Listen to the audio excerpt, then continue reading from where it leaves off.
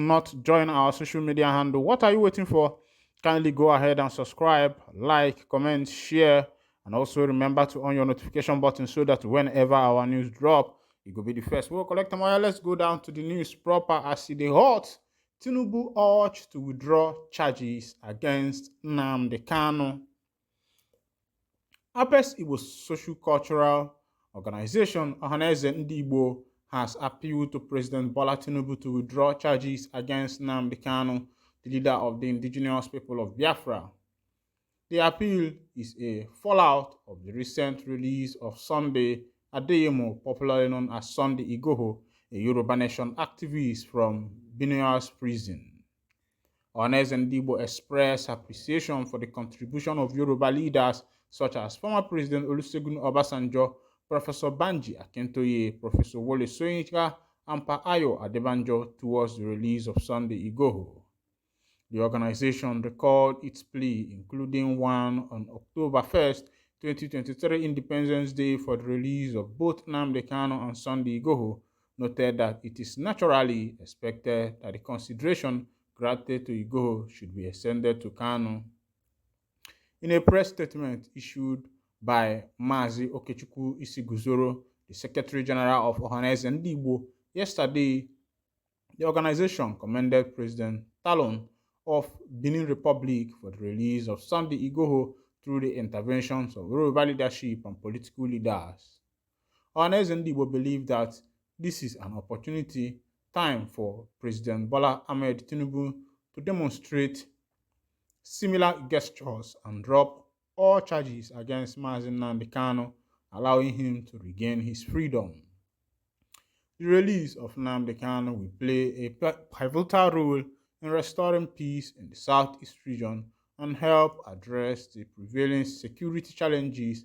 Ohaneze Ndigbo calls on all Biafran groups to cease all acrimonies and offensive media wars against the federal government, urging Igbo leaders to focus on the importance of doing what is necessary for the betterment of the region.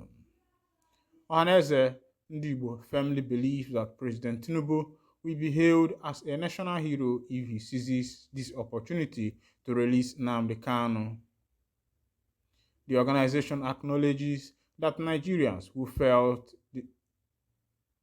dehydrated by Kanu's action should find it in their hearts to forgive him, as his release will mark a significant step towards national unity and reconciliation. Ohaneze Ndigbo expressed its gratitude to President Talon, Yoruba leaders, and political figures for their efforts in securing Sunday Igboho's release. The organization remains hopeful that President Tinubu will embrace this historic opportunity and contribute to the restoration of peace and harmony in Nigeria. My people, now don't see as it happen, as it hot, as it shell. They don't call Tinubu say make you hear release Mazi Nnamdi Kanu, who is the leader of the indigenous people of Biafra, even as Sunday Igboho has been released at the same time. Of course, you know that Mazi Nnamdi Kanu said something. He encouraged Biafrans, according to what Aloy Ejimako said, he encouraged Biafrans to still keep their eyes on the ball and still maintain what the focus is, and that is what he has encouraged. He has encouraged his followers. But this one, Ohaneze Ndigbo, is more like saying a different thing, and they are begging the federal government to release Mazi Nnamdi Kanu. I think that's okay too, but I think they are just waking up now. Even though they have been making calls, but there is a call. There is something. There is two different kind of calls that you make a call and you also approach who you are calling face to face and letting the person know your seriousness, and a difference between when you just make a call and you believe that everything is over. I don't think that that is how some of these things works. When you make a call, you be persistent to see how far your call will go and what the people you are calling, what they are doing with it. Now, I think Ohanese have woken up from their sleep after seeing what the Yoruba leaders did for Sunday Igboho. I think this is one of the different things about the different tribes, even though that Igbo are together, but I think they are yet to understand the politics of Nigeria and how politics is being played. Because for me, I think Igbos are not they don't plan ahead. They don't plan ahead at all. They just start planning whenever it's time, and it's also make things difficult and painful for them. But these other guys plan maybe 10 years, 20 years ahead, even 30 or 40 years ahead, in order to be able to gain access into power. But ndị Igbo onye ka eji si na there is this saying that Igbo amara agba ọsọ mmiri belụsọ ma o bidoro zube. So that's where this saying is taken from, that Igbo amara agba ọsọ mmiri. Now let's go down to what is happening in Israel. 150 bodies of Hamas fighters found as Israel armies target Hamas civil government parliament. Wow. You don't shell. Listen to that headline again. 150 bodies of Hamas fighters found as Israel army targets Hamas civil government, parliament, and militaries. In the ongoing conflict between Israel and Hamas, Israel's military has revealed significant development after the fourth day of intense fighting, as reported by CNN. According to spokesperson Richard Hatch, approximately 1,500 bodies of Hamas militants were discovered within Israel's territory.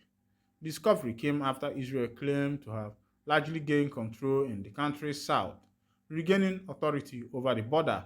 Hatch emphasized that no Hamas fighter had breached into Israel's territory since the previous night, though the possibility of further infiltration remained. Israel has suffered losses, reporting around 900 soldiers and civilians killed, while Palestine authorities have reported about 700 deaths in Gaza and the West Bank. During a recent briefing, Israel military spokesperson asserted that Gaza's parliament and civilian ministries were legitimate targets in their offensive against Hamas. He further mentioned the strain on Israel's air force, indicating that this might impact the precision and timing of warnings before the strike. When asked about targeting Hamas civil government, including parliament and ministry, Hatch stated that if these locations were used for launching attacks, they would be considered military targets. When I don't see as it happen, they say in Yangase they sleep for house. They say trouble they sleep for house. Na Yanga fi say in own done too much. Na Yanga go wake trouble wey be say e dey sleep for house. E don shele na Hamas go wake up Israel, forgetting who Israel are, forgetting their power of ammunition, their power arsenal, and the rest of them, and now they are paying for it dearly. That's why they say anything you are doing, try to avoid that which will bring karma upon you, because as you dey now, wetin I dey see be say cause don come upon Hamas, because these people they went to fight are the people of God. No matter what, God has set a covenant with the people of Israel, and that covenant he has always been keeping. So I think that whatever that happens to Hamas, Hamas brought it upon themselves, because looking at children that were just in normal concert, massacring them, sending them to judgment with any need, without any cogent information,